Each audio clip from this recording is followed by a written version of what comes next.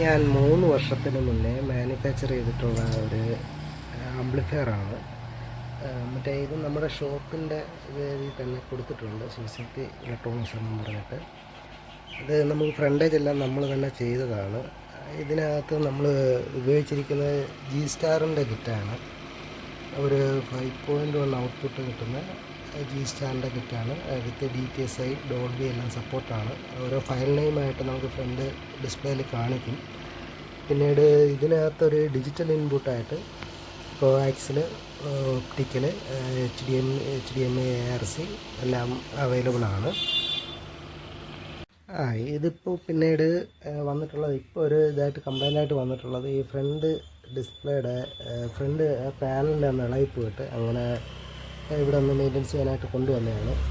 അപ്പം നമ്മൾ ഇതിനകത്തിപ്പം സബിന് വേണ്ടി ഉപയോഗിച്ചിരിക്കുന്നത് 27 വോൾട്ട് 10 ആമ്പിയറിൻ്റെ ഒരു ട്രാൻസ്ഫോമറാണ്. അതൊരു നമ്മളൊരു ഡ്യുവൽ പവർ സപ്ലൈ ആയിട്ട് രണ്ട് ഇതായിട്ട് സെക്ഷനായിട്ട് തിരിച്ചിട്ട് കുമാർ ഓഡിയോസിൻ്റെ 2 ബോർഡ് ആണ് സബിന് വേണ്ടി ഉപയോഗിച്ചിരിക്കുന്നത്. ഇത് വന്നിട്ട് സബ് ഫിൽറ്ററായിട്ട് യൂസ് ചെയ്തേക്കുന്ന ഇതാണ്, ഈ ബോർഡാണ്. ഇത് തന്നെ ഗെയിനും വോളിയൂമും എല്ലാം ഇതിൽ തന്നെ അഡ്ജസ്റ്റ് ചെയ്യാൻ പറ്റുന്ന രീതിയിലാണ് ചെയ്തേക്കുന്നത്.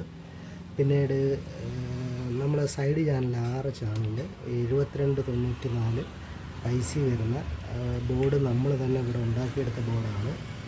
PCB എല്ലാം നമ്മൾ തന്നെയാണ് ചെയ്തിട്ടുള്ളത്. ഇത് 100 വാട്ട്സ് വീതം ഓരോ ചാനൽ വീതം കിട്ടും. നല്ല പെർഫോമൻസാണ്.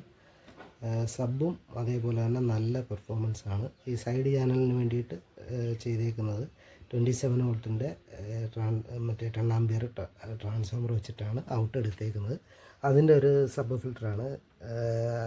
അതിൻ്റെ ഒരു പവർ സപ്ലൈ ആണ്. ഇതെല്ലാം ഡ്യുവൽ പവറാണ് ചെയ്തേക്കുന്നത്.